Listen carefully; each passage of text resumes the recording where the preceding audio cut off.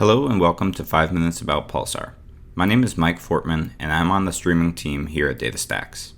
Today I'm going to show you how to get started using the DataStax Admin Console for Apache Pulsar.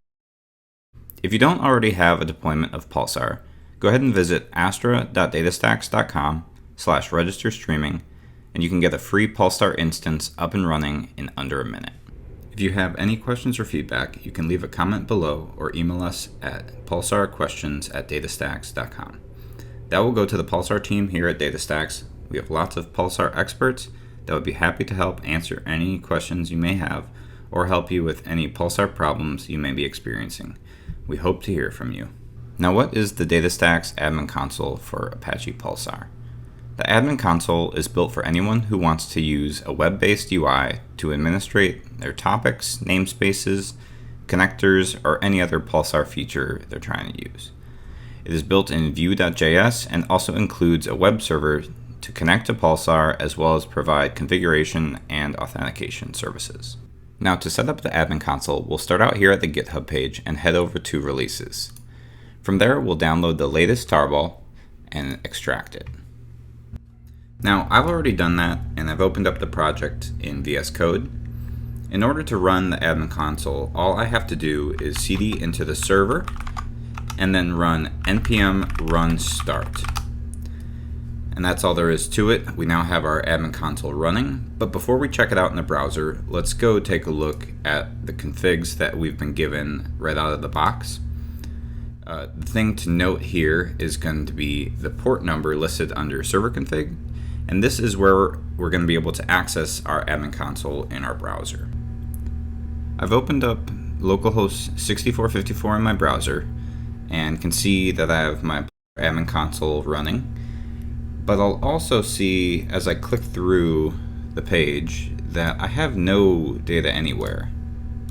And if I try and create something, say a namespace here, it doesn't work. So I'll go back and check out my terminal window here, and I see a bunch of errors, and that's because I don't have Pulsar running yet. The simplest way to run Pulsar is in standalone mode.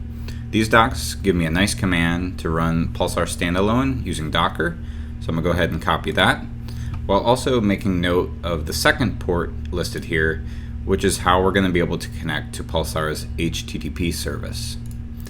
So I'm going to go back to my terminal here, open a new terminal window, and go ahead and run that command. And while we wait for that to start up, we're going to go ahead and check out the Pulsar URL here in our server config, and conveniently for us, it matches perfectly with the port mentioned in the Pulsar doc. Now that I have Pulsar standalone running and came back to the Pulsar Admin Console, I can go back to our namespaces page here and see that I actually have data now. I'm also able to successfully create a new namespace.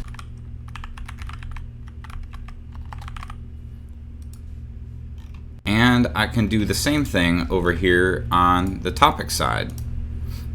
Let's go ahead and do that. Now, I encourage all you guys to go ahead and give the Pulsar Admin Console a spin. There's a lot more you can check out besides what I've shown here today. And additionally, if you need any further configuration options or authentication, I recommend you come back over to the README at our GitHub page.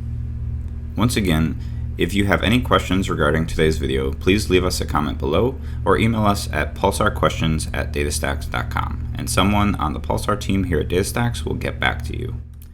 Thanks again for watching this video and have a great day.